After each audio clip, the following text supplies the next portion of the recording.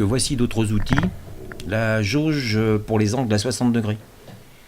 Donc c'est une petite réglette qui permet de contrôler les angles. Donc bien pratique. Pas indispensable, mais ça peut être un outil qu'on peut avoir dans sa boîte à outils. Il permet de vérifier surtout les ébauches une fois qu'on a dégauchi toutes les baguettes. Donc très intéressant pour vérifier l'angle à 60 degrés. Un outil indispensable, c'est le pied à coulisse.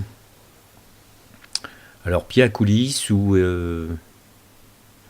éventuellement un micromètre. Alors prenez le digital si vous avez la possibilité, c'est un outil qui coûte dans les 15-20 euros. Très important pour faire pas mal de mesures, pas mal de contrôles, indispensable dans la boîte à outils du constructeur. Alors un outil très important, c'est un décapeur thermique. Donc n'hésitez pas sur la qualité quand vous l'achetez.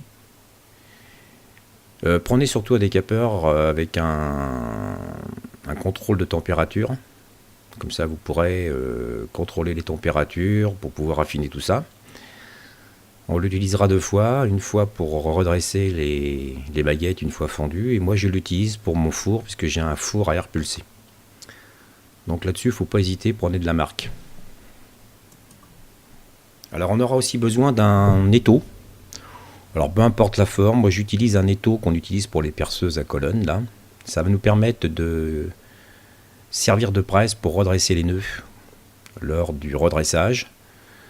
Donc n'hésitez pas à prendre quelque chose de costaud. Voilà, on trouve ça un petit peu dans tous les trucs de bricolage. Voilà, il sera bon aussi d'investir dans du matériel d'affûtage pour affûter vos fers à rabot. Très important.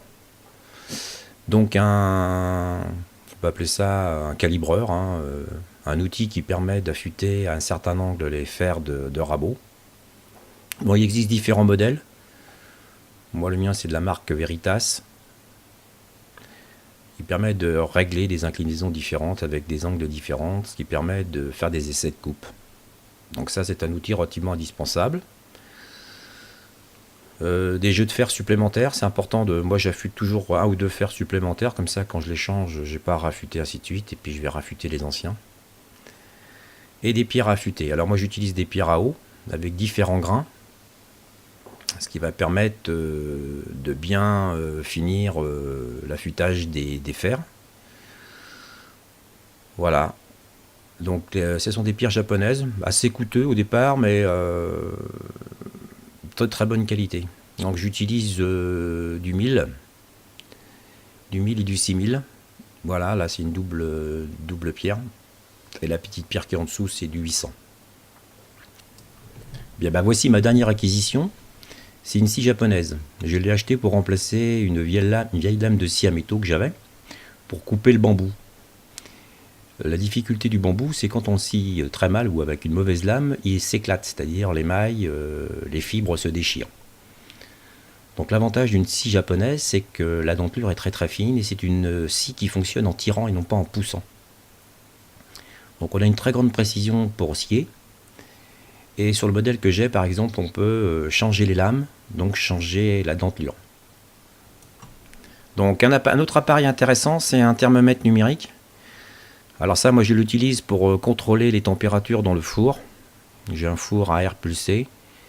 Et ce thermomètre, il est équipé de deux sondes, donc il peut gérer deux températures différentes. Il permet aussi de calculer les écarts.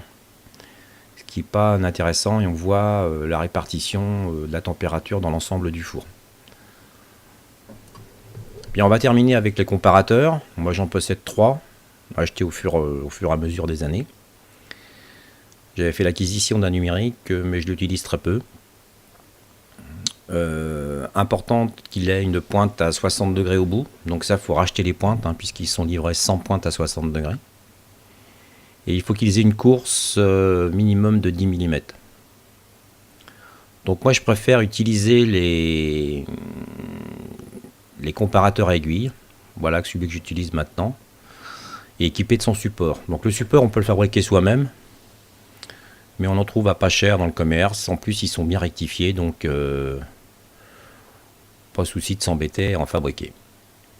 Voilà les comparateurs. Et le dernier que j'ai, aussi un comparateur aiguille, qui est de très bonne marque, c'est un de marque Rock.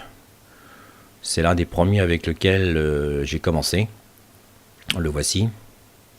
Donc il a de l'âge, il a plus de 35 ans, 40 ans je crois, parce que je l'avais récupéré chez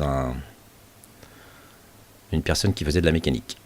Donc voilà l'ensemble des comparateurs qui est indispensable, un minimum, hein, c'est pas la peine d'en avoir trois. Ça suffira largement pour faire régler vos gabarits.